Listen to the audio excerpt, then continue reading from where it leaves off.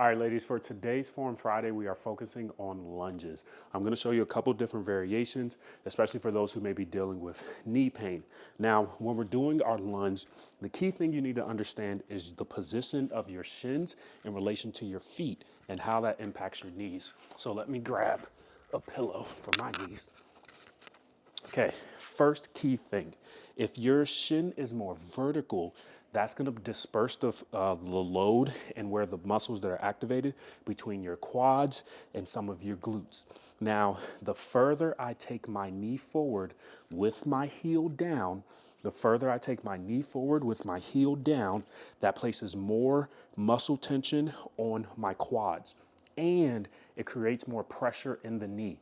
Pressure isn't necessarily a bad thing, especially if you don't have knee pain. Just know it creates more pressure in the knee. So the more my knee goes forward, more pressure in the knee, more muscle activation in the quads. Now, if I keep a more vertical shin when I'm doing a lunge, that's going to place it more to the glutes, especially if I lean over as I'm lunging. You should feel it because you're stretching the glutes both distally and from the top. Cool? So now when I do this lunge, if I have knee pain, I'm going to keep a vertical shin when I'm lunging. So I'm going to be here when I'm lunging, keeping this position here. Now, if I don't have knee pain and I really want to target my quads, I want to really get into the thick of that, I'm going forward. So I'm shifting my body weight forward as I'm coming up, and I'm doing it this way, okay? Now, some of you may be having some pain in the back leg. If you're having knee pain in the back leg when you're doing your movement, there's two things you need to look at. Number one, the flexibility of your quads. Because in this position, you have to be flexible. You have to be flexible. Let me show you on this side. In this position here, you have to have some level of hip flexibility and quad flexibility. So if I'm here and I already feel some tension, I need to spend some time working on this position where I'm stretching out the front of my thighs, where I'm here, stretching out my hips, being able to stretch that front body. Now, let's say I do that for a couple periods. Now I need to stretch my quads. Some things that you can do if you have a stretch strap lying on your stomach, you can do one of these and stretch out your quads if you can get back there. If you can't reach your hands, grab like a towel or something, wrap it around, and then you can easily go this way to stretch your quads. Another way, my favorite, so you'll set up here, put one leg up here, come this way, couch stretch. Now I'm stretching out this whole front thigh. I feel good, and I'm just holding this position.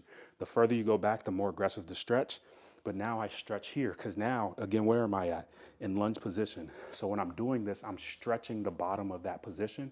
Now when I lunge, my body is used to being here. I can easily go into this without any pain. So other things that we're considering, keep your heels down. If your heels are up, that's going to place a little more tension both in your calves and your knees specifically. Because if I'm doing lunges with my toes up, now I have to be stable. I have to have a strong ankle. I have to be strong at my knees if I'm doing lunges here. Other things to consider when you're doing your lunge form. Tempo. Some of y'all, you're lunging, your knees coming in here. That means your hips are weak if your knees are caving in. Push that knee out, come straight down. You want that knee going, so if you see my toes, you want it going kind of in this second toe. So the knee kind of going towards that second toe as you're moving, okay? Tempo is key. If I'm struggling, I know I'm not good with stability, ain't no shame, hold on to something.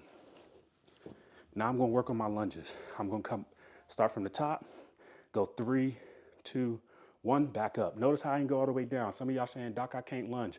Ain't nobody asking you to do this. Not telling you got to do this. We can start up here. 3, 2, 1, up. 3, 2, 1, up. If you need to, bring that foot a little closer. But just know, the closer your feet, more pressure on this back leg. So if my feet are close, you have to be able to have a lot of flexibility in this knee. If my feet are further back, now it's a little more hip, so I can get a little deeper. So I'll show you the other side. 3, 2, 1, up. I'm getting strong. 3, 2, 1, up. Once I get strong here, maybe I take my hand away. 3, 2, 1, up. And that's away. Now, If you ever have to do walking lunges and you're trying to figure out how do I modify that, simple, step and load, step, load, back. I just lunged. That's a simple lunge. Step, load, back. That's a walking lunge. Step, not a walking lunge, but a forward lunge. Step, load, back. As you start to get stronger, we can get deeper in there. You see, I lose my balance. As you get stronger, we can get deeper in there. Step, load, back. Same thing, reverse lunge. Step. This time when you're reverse lunging, it's focusing on the forward leg. So what you can do is shift your body weight forward. You don't want to reverse lunge and shift your body weight back because it's targeting the front leg.